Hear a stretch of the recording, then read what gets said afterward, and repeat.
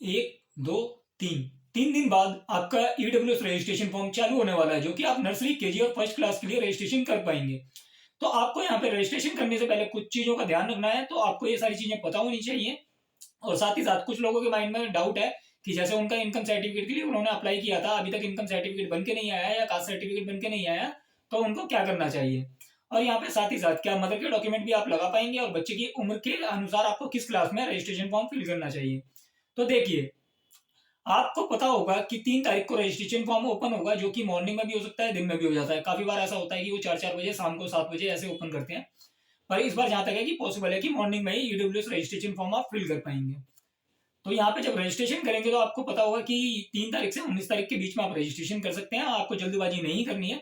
आप जैसे ही registration open हो तो हैंड टू हैंड, मतलब ये ना सोचें कि आज ही रजिस्ट्रेशन फॉर्म ओपन हुआ है, आप पहले ही फर्स्ट ही फॉर्म फिल कर दें। आपको थोड़ा सा वेट कर लेना है। आपको जल्दीबाजी ना करते हुए थोड़ा धैर्य रख के फॉर्म फिल करना है। और फॉर्म फिल करते समय भी आपको एक चीज का ध्यान रखना है। आपको फॉर्म जब आप सबमिट करें तो 1-2 बार आप अच्छे तरीके से क्रॉस चेक करें फॉर्म, कोई मिस्टेक नहीं होनी चाहिए फॉर्म के अंदर। क्योंकि क्या है, अगर कोई मिस्टेक पाई जाती है तो आपको बाद में फिर दिक्कतों का सामना करना पड़ता है।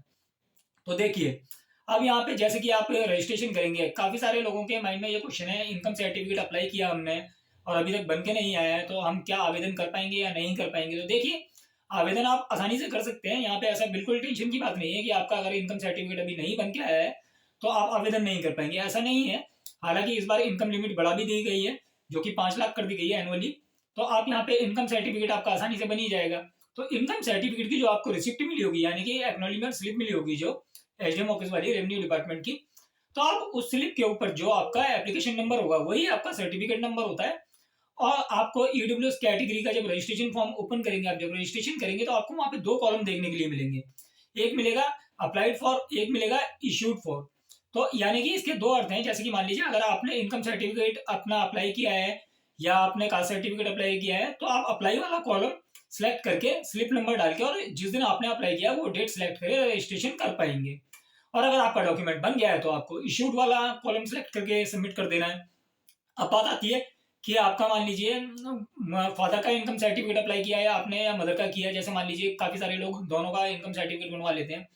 तो अगर वो चाह रहे हैं कि मदर के इनकम सर्टिफिकेट से अप्लाई कर सकें, तो हाँ, आप यहाँ पे मदर के सर्टिफिकेट से भी अप्लाई कर सकते हैं। और बच्चे का जो आपको रजिस्ट्रेशन फॉर्म फिल करना है, तो देखिए, अगर आपके बच्चे की उम्र 3 से 5 साल के बीच में है तो आप यहाँ पे चांस यही लें कि आपको नर्सरी क्लास में ही रजिस्ट्रेशन करना चाहिए, क्योंकि नर्सरी क्लास में सीट ज्यादा होती है। उसके बाद में जैसे जैसे क्लास बढ़ती जाती है सीटें कम होती जाती हैं।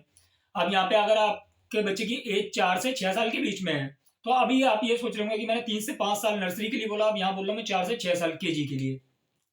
तो यहाँ पे ऐसा है कि अगर आप 4 साल के बच्चे का नर्सरी में भी अप्लाई करना चाहें तो नर्सरी में भी कर सकते हैं अप्लाई, और केजी में अप्लाई करना चाहें फॉर्म तो केजी में भी कर सकते हैं। और 5 साल के बच्चे का भी आप केजी क्लास के लिए अप्लाई कर सकते हैं रजिस्ट्रेशन फॉर्म। इसी प्रकार से 5 से 7 साल के बच्चे का फर्स्ट क्लास के लिए रजिस्ट्रेशन कर सकते हैं। तो आपको यहाँ पे मोस्टली चांसेस में कोशिश यही करनी है कि आपको नर्सरी के लिए आप अप्लाई करें। आपको इसको जब स्कूलों का सिलेक्शन करेंगे तो आपको ये ध्यान रखना है कि आप 12th क्लास वाले स्कूल सेलेक्ट करें, जो कि सीनियर सेकेंडरी स्कूल होते हैं। आपके लोकेलिटी से जो नियर बाय में काफ़ी अच्छे स्कूल आ रहे हैं, उन स्कूलों का सिलेक्शन पहले करें। उसके बाद में आपको बाकी स्कूलों को प्रायोरिटी देनी चाहिए। जैसे कि मान लीजिए आपके नियर बाय में मतलब 3 किलोमीटर 5 किलोमीटर के रेडियस में अगर अच्छे स्कूल आ रहे हैं तो आपको वो सारे सिलेक्ट करने चाहिए। यहाँ पे बस आपको मिडिल स्कूल में थोड़ा सा, अगर आप चाहते हैं कि मिडिल स्कूल में बच्चे का नाम आ जाए, तो आप वो सिलेक्ट कर सकते हैं। हालांकि मैं नहीं आपको एडवाइस करूंगा कि आप मिडिल स्कूल सिलेक्ट करें, क्योंकि अगर आप मिडिल स्कूल सिलेक्ट करते हैं तो बच्चे की जो एजुकेशन है वो फर्स्ट से लेके 8वीं क्लास तक फ्री रहेगी। उसके बाद में जब स्कूल ही खत्म हो जाएगा तो आपको 9th क्लास में किसी और स्कूल के अंदर एडमिशन कराना होगा। तो आपको यहाँ पे 12th क्लास वाले ही स्कूल सेलेक्ट करने चाहिए, या 10th क्लास वाले, सीनियर सेकेंडरी या सेकेंडरी स्कूल। तो आशा करता हूँ दी गई जानकारी आपको अच्छी लगी हो। जानकारी अच्छी लगी हो वीडियो लाइक करें, चैनल सब्सक्राइब करें। आपके माइंड में कोई क्वेश्चन हो तो कमेंट करके पूछ सकते हैं। धन्यवाद।